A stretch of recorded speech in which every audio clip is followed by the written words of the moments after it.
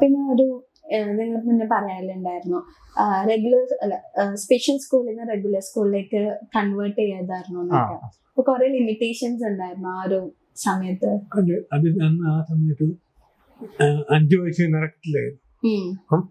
ആ സമയത്ത് അന്നത്തെ ആൾക്ക് എന്റെ അമ്മയ്ക്കും അച്ഛനും അറിയിട്ടില്ല എന്താ സംഭവം. അപ്പൊ അവരിങ്ങനെ എന്റെ ബുദ്ധിക്ക് എന്തെങ്കിലും പ്രശ്നമായിട്ട് ഞാൻ നടക്കുന്നത് മുട്ട എഴുതുക. അതുകൊണ്ടാണ് അവര് സ്പെഷ്യൽ സ്കൂളിൽ കൊണ്ട് ചേർത്തത്. അവിടുത്തെ ടീച്ചേഴ്സ് ബ്രെയിൻ ടെസ്റ്റ് ചെയ്യും. എനിക്ക് എന്റെ ഓർമ്മ ചെയ്യുകയാണെങ്കിൽ എന്റെ മുട്ടക്ക് ഇനി ഞാൻ കൃത്യമായിട്ട് ചെയ്തു എന്നാണ് എന്റെ ഓർമ്മ. അങ്ങനെ അവർ പറഞ്ഞു ബുദ്ധിക്കൊന്നും ഒരു കുഴപ്പമില്ല, നോർമൽ സ്കൂളിൽ വിട്ടാൽ മതി. അങ്ങനെയാണ് നോർമൽ സ്കൂളിൽ വിടുന്നത്.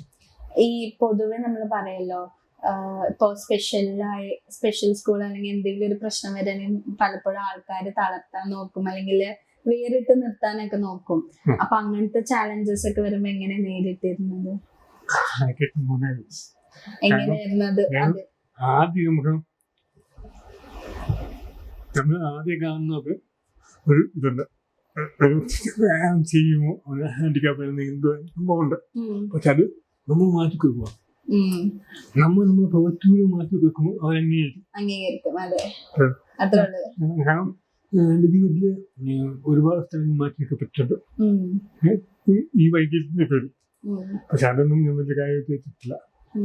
പണ്ട് ടൂർ പോയ സമയത്ത് എനിക്കിപ്പോഴും എനിക്ക് ഭയങ്കര ഫീലിങ്സാണ്. ടൂർ പോയപ്പോഴേക്കും ടൂർ പോയി എല്ലാം കൂടെ മറ്റേ വയനാട് മീൻമുട്ടി വെള്ളച്ചാട്ടം വെച്ചു വാട്ടർഫോൾ. അവിടെ എല്ലാവരും പോയി. പക്ഷെ എന്നെ കൊണ്ടുപോയില്ല. കാരണം ഭയങ്കര പാടാനൊക്കെ ഭയങ്കര ഇതായിരുന്നു. പക്ഷെ ഞാൻ ബസ്സിൽ നിന്ന് ഒറ്റയ്ക്ക് ബസ് ചെയ്തിട്ടായിരുന്നു എല്ലാവരും. പക്ഷെ ഒരിക്കലും ഞാൻ അവിടെ പോകും. അവിടെയാണ് നമ്മുടെ ഒരു ശക്തിയും. കാരണം നമ്മൾ മനസ്സിലാക്കുന്ന സുഹൃത്തുക്കൾ ഉണ്ടാവുക. എന്റെ ബലം എന്റെ സുഹൃത്തുക്കളും എന്റെ അമ്മയാണ്. എന്നെ കൂടെ അവര് നീ ഹാൻഡിക്കാപ്പ് എന്ന് മാറ്റി നിർത്തത്തില്ല. അവർ ചെയ്യുന്ന എല്ലാം എന്നെ ചെയ്യിപ്പിക്കും. നമുക്കൊരു പൊച്ചല്ലേ ഒരു മനുഷ്യൻ ചെയ്യുന്ന എല്ലാ കാര്യങ്ങളും കണ്ടന്റൊക്കെ കളിക്കും. നമ്മുടെ പിന്നെ വട്ട് കളിക്കും, അച്ഛനും പോയി പിന്നെ ഏറുപന്ത് കളിക്കും. ഇങ്ങനെ ഒരു സാധാരണ കോമ എന്തൊക്കെ ചെയ്യുന്നത് അതെല്ലാം എന്നെ ചെയ്യിപ്പിക്കും. മീൻ പിടിക്കാൻ പോകും, തോട്ടി കളിക്കാൻ പോകും. അങ്ങനെ കാണിക്കുന്ന ഷോസിന്റെ വില. അപ്പൊ അവരൊക്കെ ഉള്ളതുകൊണ്ടാണ് എനിക്ക് ഭയങ്കര പോസിറ്റീവായിട്ട് എനിക്ക് മറ്റുള്ളവരുടെ മുന്നിൽ എനിക്ക് ചെയ്യാൻ പറ്റുമെന്ന് തോന്നുന്നു.